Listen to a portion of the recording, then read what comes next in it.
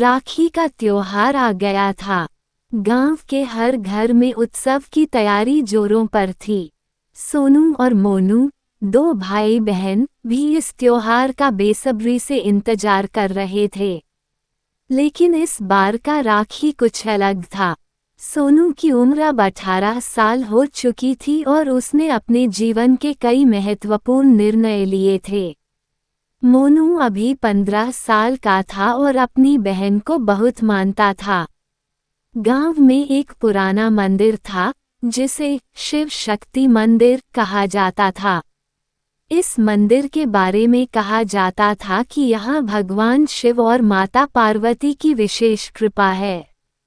मंदिर से जुड़ी एक कथा भी प्रचलित थी कि यहाँ राखी के दिन अगर कोई भाई बहन मिलकर भगवान शिव की आराधना करें तो उनकी रक्षा हमेशा होती है और उनका बंधन हमेशा मजबूत रहता है। सोनू और मोनू ने भी सोचा कि इस बार वे मंदिर जाकर पूजा करेंगे। राखी के दिन सुबह सुबह दोनों ने मंदिर जाने की योजना बनाई। लेकिन मंदिर का रास्ता आसान नहीं था। उनके गांव से मंदिर तक जाने वाला रास्ता घने जंगलों से होकर गुजरता था। सोनू ने मोनू से कहा, डरने की कोई बात नहीं, मैं तुम्हारे साथ हूँ। दोनों भाई बहन ने अपनी यात्रा शुरू की। रास्ते में सोनू ने मोनू को पुरानी कहानियां सुनाई और दोनों हंसते खेलते चल रहे थे। लेकिन जैसे जैसे वे जंगल के अंदर गहरे जाने लगे, माहौल थोड़ा भयावह होता गया। चारों ओर घना अंधेरा और अजीब सी आवाजें सुनाई देने लगीं।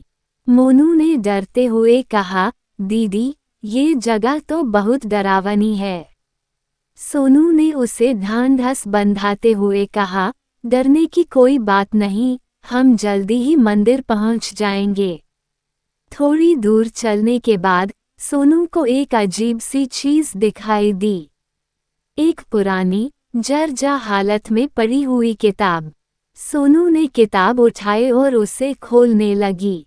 किताब के पहले पन्ने पर लिखा था, जो इस किताब को पढ़ेगा उसे एक रहस्य का सामना करना पड़ेगा। सोनू ने किताब बंद कर दी और सोचा कि इसे मंदिर पहुंचने के बाद ही खोलेंगे। आखिरकार काफी मुश्किलों के बाद वे मंदिर पहुंच गए। मंदिर के अंदर प्रवेश करते ही दोनों ने भगवान शिव की प्रतिमा के सामने दीप जलाया और पूजा शुरू की। सोनू ने मोनू को रक्षा सूत्र बांधा और मोनू ने भी सोनू को तिलक लगाया। पूजा समाप्त होने के बाद सोनू ने वह किताब फिर से खोली। इस बार उसने किताब के अगले पन्ने पर लिखा देखा, तुम्हारी रक्षा का रहस्य इसी मंदिर में छुपा है। दोनों भाई बहन ने मंदिर को ध्यान से देखना शुरू किया। अचानक मोनू की नज़र मंदिर के एक कोने में पड़े एक छोटे से संदूक पर पड़ी। संदूक को खोलने पर उसमें एक पुरानी चाबी मिली। चाबी के साथ एक और पर्ची थी जिस पर लिखा था, ये चाबी तुम्हें सही रास्ता दिखाएगी। सोनू और मोनू ने चाबी को लेकर मंदिर के आसपास खोजबीन शुरू की। उन्हें मंदिर के पीछे एक गुप्त दरवाजा मिला। चाबी से दरवाजा खोला तो अंदर एक और छोटा कमरा था।